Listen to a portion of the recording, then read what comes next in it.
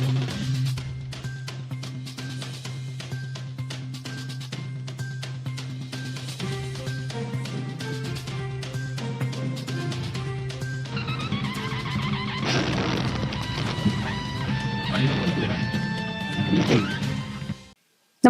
आपण पाहता हिरकणी न्यूज.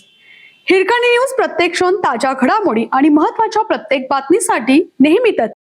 गणपती आगमन सोहळ्यात काळाचा घाला. 22 फूट उंच मूर्ती अचानक कोसळली. दोघांचा दुर्दैवी मृत्यू. नेमकं काय घडलं?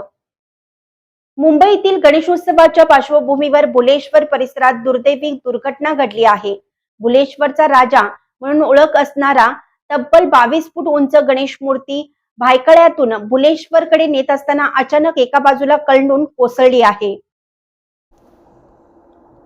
रात्री सुमारे 11 वाजण्याच्या सुमारास घडलेल्या या घटनेत 5 जण जखमी झाले असून त्यापैकी दोघांचा मृत्यू झाल्याची माहिती मुंबई पोलिसांनी दिली आहे. मंडपापासून अवघ्या 50 ते 60 मीटर अंतरावर ही दुर्घटना घडल्याने परिसरात मोठी खळबळ उडाली.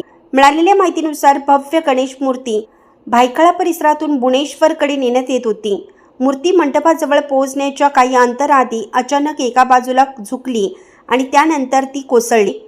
या दुर्घटनेमुळे मूर्तीच्या आसपासच्या असलेल्या काही जणांना दुखापत झाली. घटनेनंतर तातडीनं मदतकार्य सुरू करण्यात आलं आणि जखमींना उपचारासाठी रुग्णालयात हलवण्यात आले.